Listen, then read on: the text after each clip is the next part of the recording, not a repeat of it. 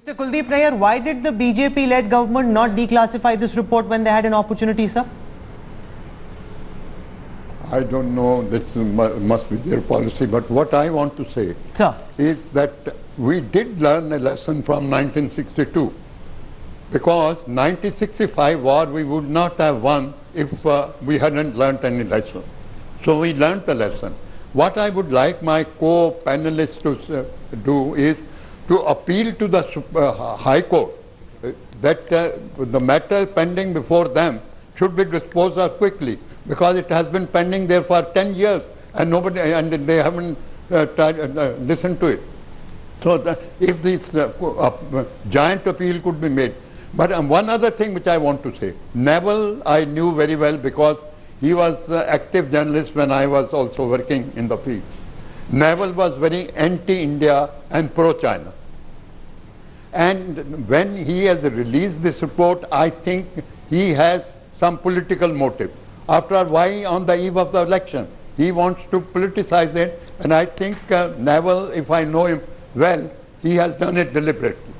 but so what? Even if I were to assume that what you're saying is correct, let the report be made public, let it be discussed, let it be debated. Naturally, when you force the BJP to take a position, Mr. Nayar, now we've seen what Nirmala Sitharaman has said, we saw what Ravi Shankar Prasad has said. If there is to be a BJP government in the future, the same mics will chase them. That you asked Amiben Yagnik, you asked the Congress why you didn't reveal, you didn't declassify it. Now here's your opportunity, do it. If Neville has done it, it's a strategic masterstroke. What's wrong with that, Mr. Nayar? No, I am not. I am only trying to state the fact. I want the report to be released. That is how I started. And I do not want any ifs and buts. I think the report should be made public so that the people could judge. After all, if sovereignty lies with the people, they must know what happened in 1962. Because Wajahat Habibullah, in conclusion, you can't have Pandit Nehru's relatives leading a war sitting in Delhi, saying that their ankle is hurt so they have to come back from the trenches, saying that the war is going on but they want their wife to be joining them. I know General Nambiar has got this wry smile on his face. I also come from a Fauji family. I have an idea or two about what is there in this report, but these are things that need to be debated. And on a very serious note, we need to know, sir, whether lessons have been learned. If it is going to cause political embarrassment to the Nehrus, so be it. It needs to be debated and discussed, sir. No, I don't have any argument with you at all. The point that I would like to make is the decision of the Central Information Commission was based on the objections of Army headquarters. If, as General Nambiar says, the Army headquarters has no objection to its release, I would be the first one to say, let us release. I have always been, and I've stood up for the fact of as much disclosure as possible. But the impediment in this regard was the overriding objection of Army headquarters. If Army headquarters were to remove its objection and say that no, we have no objection to its disclosure, then I think that the General matter should be Nambiar, disclosed. Wajahat Habibullah says the problem comes from the Army headquarters that is against the declassification of the document. Yeah, well, I can't answer for what Army headquarters responded to Mr. Habibullah when the reference was made. But I'd like to make a slight correction to what he said. When I referred to the fact that as the Director General of Military Operations, we cleared the publication of the 1962 history, I was talking of the history of the 1962 conflict as compiled by the History Division.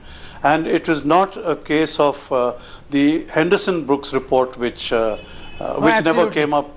The query never came to us. If there is to be a BJP government going forward, which is what the opinion polls currently seem to indicate, do you see a scenario when Narendra Modi, if he is the then Prime Minister, will go out and reveal the contents of this report, or will he keep it classified like Vajpayee ji did? And Kuldip Nayar raises questions about the timing of Neville's decision to make Rahul, I think firstly, we have to understand that the reason that these reports are not being declassified is that because we don't have a declassification policy. So every report is, subject to the whims and fancies of individuals. You'll have Mr. Habibullah say, "Oh, I have my uncles on that report, so therefore I have reservations about, embarrassing them and stuff like that." But I have been in front of, I don't know if Mr. Habibullah remembers, but about 6 or 7 years back, I went into appeal in front of him while he was a CIC for a report on for a declassification of a report pertaining to the wartime loss of a naval ship. And this was after 2 years. And I still remember, he didn't give me the report, but he said that there should have been a declassification policy. Now this is about 6 or 7 years ago, and I don't know what has come of that. There is no declassification policy. There are too many uncles involved in this, and I think that is not okay. National security has to be way beyond someone wanting to protect an uncle or being embarrassed about the consequences for a political family. These are hard. You want to make a concluding point very quickly? There's another major point.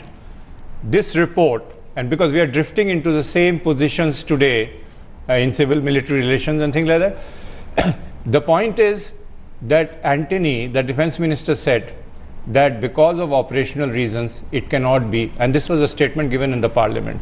Now question is, everybody says there is no operational value in the current scenario of it. So do we not need to ask Mr. Antony, how has he made this sacred statement in a parliament of India, and why has nobody questioned that, or will that be questioned tomorrow morning? Well, the timing is being questioned. To my mind, the timing does not matter.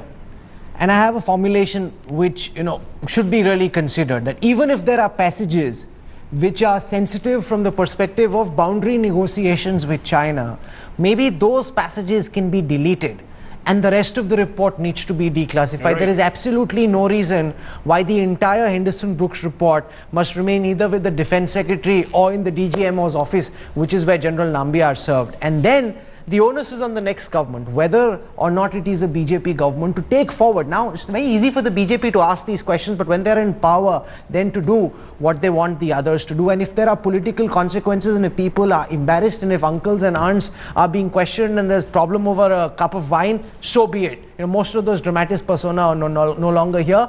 We can't have a situation where after the next war, someone else does an assessment and we find nothing changed between 62, 87, 1998, 99, and whenever, God forbid, the next war is fought. A nation needs to learn from its mistakes. That's the only way to improve national security. Ms. Yagnik, your answers on the show have been completely unconvincing.